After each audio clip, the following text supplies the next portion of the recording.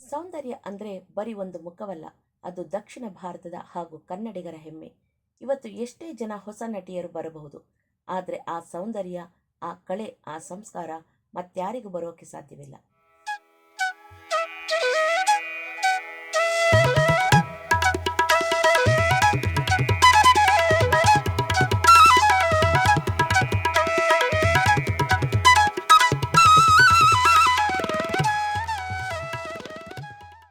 ನಮಸ್ಕಾರ ಸ್ನೇಹಿತರೆ, ಕತೆ ಸ್ಟುಡಿಯೋಗೆ ಸ್ವಾಗತ. ಇವತ್ತು ನಾವು ಮಾತಾಡೋಕ್ಕೆ ಹೊರಟಿರೋದು ಒಬ್ಬ ವ್ಯಕ್ತಿಯ ಬಗ್ಗೆ ಅಲ್ಲ, ಒಂದು ಶಕ್ತಿಯ ಬಗ್ಗೆ. ಗ್ಲಾಮರ್ ಅಂದರೆ ಬರೀ ಮೈ ಪ್ರದರ್ಶನ ಅಂತ ಅಂದ್ಕೊಂಡಿದ್ದ ಕಾಲದಲ್ಲಿ ಸೀರೆ ಉಟ್ಕೊಂಡು ಹಣೆಯ ಮೇಲೆ ಒಂದು ಸಣ್ಣ ಬೊಟ್ಟು ಇಟ್ಕೊಂಡು ಇಡೀ ಸೌತ್ ಇಂಡಿಯಾನೇ ತನ್ನತ್ತ ತಿರುಗಿ ನೋಡುವಂತೆ ಮಾಡಿದ ನಟಿ ಇವರು. ಹೌದು, ನಟಿ ಸೌಂದರ್ಯ. ಸೌಂದರ್ಯ ಅಂದರೆ ಬರೀ ಮುಖದ ಅಂದವಲ್ಲ, ಅದು ನಟನೆಯಲ್ಲಿ ಅವರು ತೋರಿಸುತ್ತಿದ್ದ ಘನತೆ.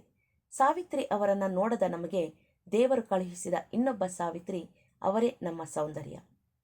ಸೌಂದರ್ಯ ಅವರು ಹುಟ್ಟಿದ್ದು 1972ರಲ್ಲಿ ನಮ್ಮ KGF ಹತ್ತಿರದ ರಾಜೇನಹಳ್ಳಿಯಲ್ಲಿ. ಇವರ ಅಪ್ಪ KS ಸತ್ಯನಾರಾಯಣ ಅವರು ರೈಟರ್ ಹಾಗೂ ಪ್ರೊಡ್ಯೂಸರ್. ಸೌಂದರ್ಯ ಅವರಿಗೆ ಆಕ್ಟಿಂಗ್ ಮಾಡೋ ಆಸೆ ಇರಲೇ ಇಲ್ಲ ಗೊತ್ತಾ. ಅವರು ಫಸ್ಟ್ ಇಯರ್ MBBS ಓದ್ತಿದ್ರು. ಸ್ಟೆಥಾಸ್ಕೋಪ್ ಹಿಡಿಯಬೇಕಿದ್ದು ಆ ಕೈಗಳಲ್ಲಿ ಆಕಸ್ಮಿಕವಾಗಿ ಸ್ಕ್ರಿಪ್ಟ್ ಸಿಕ್ತು. ಕನ್ನಡದ ಗಂಧರ್ವ ಸಿನಿಮಾದ ಮೂಲಕ ಅವರು ಎಂಟ್ರಿ ಕೊಟ್ಟರು. ಅಪ್ಪನ ಮಾತಿಗೆ ಬೆಲೆ ಕೊಟ್ಟು ಕ್ಯಾಮರಾ ಮುಂದೆ ನಿಂತ ಆ ಹುಡುಗಿ ಆಮೇಲೆ ಮೆಡಿಕಲ್ ಬುಕ್ಸ್ ಮುಚ್ಚಿಟ್ಟು ಇಡೀ ಇಂಡಿಯಾಗೆ ಫೇವ್ರೆಟ್ ಆಗಿಬಿಟ್ರು. 90ರ ದಶಕದಲ್ಲಿ ತೆಲುಗು ಮತ್ತು ಕನ್ನಡದಲ್ಲಿ ಸೌಂದರ್ಯ ಅವರದ್ದೇ ಹವ. ಆ ಕಾಲದಲ್ಲಿ ಸಾವಿತ್ರಿ ಅವರ ನಂತರ ಅಷ್ಟೊಂದು ಎಮೋಷನಲ್ ಆಗಿ ನಟಿಸಿರೋರು ಯಾರೂ ಇಲ್ಲ ಅನ್ನೋ ಟೈಮ್ನಲ್ಲಿ ಸೌಂದರ್ಯ ಬಂದರು. ಅಮ್ಮೋರು ಈ ಸಿನಿಮಾ ನೋಡಿದವರೇ ಇಲ್ಲ.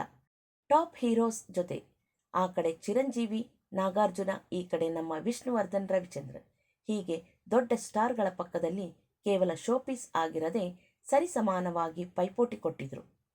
ಇವರ ಒಂದು ಸ್ಪೆಷಾಲಿಟಿ ಏನಪ್ಪಾ ಅಂದರೆ, ಎಷ್ಟೇ ಕೋಟಿ ಆಫರ್ ಕೊಟ್ಟರೂ ಅರೆ ಬರೆ ಬಟ್ಟೆ ಹಾಕಲ್ಲ ಅಂತ ಹಠ ಹಿಡಿದು ಗೆದ್ದವರು.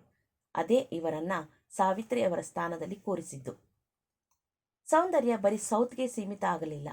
ರಜನಿಕಾಂತ್ ಜೊತೆ ಅರುಣಾಚಲಂ ಮತ್ತು ಪಡೆಯಪ್ಪನ್ ಸಿನಿಮಾಗಳು ಅವರನ್ನು ತಮಿಳುನಾಡಿನ ಮಡಿಲಲ್ಲಿ ಕೂಡ ಕೂರಿಸಿತು. ಆಮೇಲೆ ಅವರಿಗೆ ಸಿಕ್ಕಿದ್ದು big offer, big B Amitabh Bachchan ಜೊತೆ ಸೂರ್ಯವಂಶಂ ಸಿನಿಮಾ. ಹಿಂದಿ ಬರದೇ ಇದ್ರೂ ತುಂಬ ಕಷ್ಟಪಟ್ಟು ಆ ರಾಧಾ ಅನ್ನೋ ಕ್ಯಾರೆಕ್ಟರ್ ಮಾಡಿದ್ರು. ಇವತ್ತಿಗೂ ಟಿವಿಯಲ್ಲಿ ಸೂರ್ಯವಂಶಂ ಬಂದರೆ ಸೌತ್ ಇಂಡಿಯನ್ ಸೌಂದರ್ಯನ ನೋಡಿ ಉತ್ತರ ಭಾರತದ ಜನ ಖುಷಿ ಪಡ್ತಾರೆ. ಅದನ್ನೇ ಹೇಳೋದು, ಟ್ಯಾಲೆಂಟ್ ಇದ್ರೆ ಭಾಷೆ ತಡೆಯಾಗಲ್ಲ ಅಂತ. ಸೌಂದರ್ಯ ಅವರಿಗೆ ಬರೀ ದುಡ್ಡು ಮಾಡೋ ಆಸೆ ಇರಲಿಲ್ಲ. ಒಂದು ಒಳ್ಳೆ ಸಿನಿಮಾ ಕನ್ನಡದಲ್ಲಿ ಮಾಡಬೇಕು ಅಂತ ದ್ವೀಪ ಸಿನಿಮಾ ನಿರ್ಮಾಣ ಮಾಡಿದ್ರು. ಆ ಸಿನಿಮಾ ಅವರಿಗೆ ನ್ಯಾಷನಲ್ ಅವಾರ್ಡ್ ತಂದುಕೊಡ್ತು. ಒಬ್ಬ ನಟಿಯಾಗಿ ಪೀಕ್ನಲ್ಲಿದ್ದಾಗಲೇ ಇಷ್ಟೊಂದು ರಿಸ್ಕ್ ತಗೊಂಡು ಆರ್ಟ್ ಸಿನಿಮಾ ಮಾಡೋಕೆ ದೊಡ್ಡ ಗುಂಡಿಗೆ ಬೇಕು. ಸ್ನೇಹಿತರೆ, ಸೌಂದರ್ಯ ಅವರು ಬರೀ ಸಿನಿಮಾದಲ್ಲಿ ಅಷ್ಟೇ ಅಲ್ಲ, ನಿಜ ಜೀವನದಲ್ಲೂ ಒಬ್ಬ ದೇವತೆಯಾಗಿದ್ದರು. ಅವರ ಬಗ್ಗೆ ನಿಮಗೆ ಗೊತ್ತಿಲ್ಲದ ಕೆಲವು ವಿಷಯಗಳು ಇಲ್ಲಿವೆ ನೋಡಿ. ಅಮರ ಸೌಂದರ್ಯ ವಿದ್ಯಾಲಯ. ಸೌಂದರ್ಯ ಅವರಿಗೆ ಶಿಕ್ಷಣದ ಮೇಲೆ ತುಂಬ ಗೌರವ ಇತ್ತು. ಅದಕ್ಕಾಗಿ ಅವರು ಬೆಂಗಳೂರಿನಲ್ಲಿ ಅಮರ ಸೌಂದರ್ಯ ವಿದ್ಯಾಲಯ ಎಂಬ ಶಾಲೆಯನ್ನು ಆರಂಭಿಸಿದರು.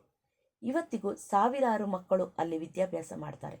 ಅವರು ಹೋದ ಮೇಲೂ ಅವರ ಹೆಸರು ಆ ಮಕ್ಕಳ ಜ್ಞಾನದ ರೂಪದಲ್ಲಿ ಬದುಕಿದೆ.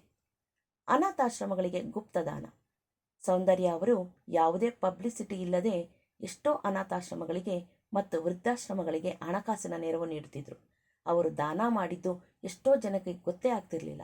ಅಷ್ಟು ಸಿಂಪಲ್ ಆಗಿದ್ರು ಅವರು. MBBS ಕನಸು ನನಸಾಗದಿದ್ರೂ ತಾನು ಡಾಕ್ಟರ್ ಆಗಲಿಲ್ಲ ಅನ್ನೋ ಬೇಸರ ಅವರಿಗಿತ್ತೇನೋ. ಅದಕ್ಕೆ ಬಡವರಿಗೆ ಉಚಿತವಾಗಿ ವೈದ್ಯಕೀಯ ಚಿಕಿತ್ಸೆ ಕೊಡಿಸಲು ಎಷ್ಟೋ ಜನರಿಗೆ ಆಸ್ಪತ್ರೆ ಖರ್ಚನ್ನು ತಾವೇ ಭರಿಸ್ತಾ ಇದ್ರು. ಜೀವನ ಎಷ್ಟು ವಿಚಿತ್ರ ಅಲ್ವಾ. ಎಲ್ಲವೂ ಚೆನ್ನಾಗಿದೆ ಅಂದಾಗಲೇ ವಿಧಿ ಕ್ರೂರವಾಗಿ ಆಟವಾಡುತ್ತೆ. 2004ರಲ್ಲಿ ಎಲೆಕ್ಷನ್ ಪ್ರಚಾರಕ್ಕೆ ಅಂತ ಹೆಲಿಕಾಪ್ಟರ್ ಹತ್ತಿದ ಸೌಂದರ್ಯ ಅವರು ಮತ್ತೆ ವಾಪಸ್ ಬರಲೇ ಇಲ್ಲ. ಗಾಳಿಯಲ್ಲಿ ಹೆಲಿಕಾಪ್ಟರ್ ಬೆಂಕಿ ಹೊತ್ತಿಕೊಂಡಾಗ ಇಡೀ ದೇಶವೇ ಕಣ್ಣೀರು ಹಾಕಿತ್ತು. ಅವತ್ತು ನಮ್ಮನ್ನು ಅಗಲಿದ್ದ ಬರೀ ಒಬ್ಬ ನಟಿಯಲ್ಲ, ಈ ನಾಡಿನ ಮಗಳು. ಸೌಂದರ್ಯ ಅವರು ಹೋಗಿರಬಹುದು, ಆದರೆ ನಮ್ಮನ್ನು ಬಿಟ್ಟು ಹೋದ ಆ ನಗು, ಆ ಸಂಸ್ಕೃತಿ ನಮ್ಮ ಜೊತೆಗಿದೆ. ಇವತ್ತಿಗೂ ಒಳ್ಳೆ ಹುಡುಗಿ ಅಂದರೆ ಅದು ಸೌಂದರ್ಯ ಅವರೇ. ಆಕಾಶದಲ್ಲಿ ಎಷ್ಟೋ ನಕ್ಷತ್ರಗಳು ಬರ್ತವೆ ಹೋಗ್ತವೆ, ಆದರೆ ಧ್ರುವತಾರೆ ಮಾತ್ರ ಒಂದೇ. ಚಿತ್ರರಂಗದ ಆ ಧ್ರುವತಾರೆ ಸೌಂದರ್ಯ. ನಿಮಗೆ ಸೌಂದರ್ಯ ಅವರ ಯಾವ ಸಿನಿಮಾ ಇಷ್ಟ ಅಂತ ಕಮೆಂಟ್ ಮಾಡಿ ತಿಳಿಸಿ. ಈ ವಿಡಿಯೋ ಇಷ್ಟ ಆದರೆ ಲೈಕ್ ಮಾಡಿ, ಶೇರ್ ಮಾಡಿ ಹಾಗೂ ನಮ್ಮ ಕತೆ ಸ್ಟುಡಿಯೋಗೆ ಸಬ್ಸ್ಕ್ರೈಬ್ ಮಾಡೋದನ್ನು ಮರಿಬೇಡಿ. ಮತ್ತೆ ಸಿಗೋಣ.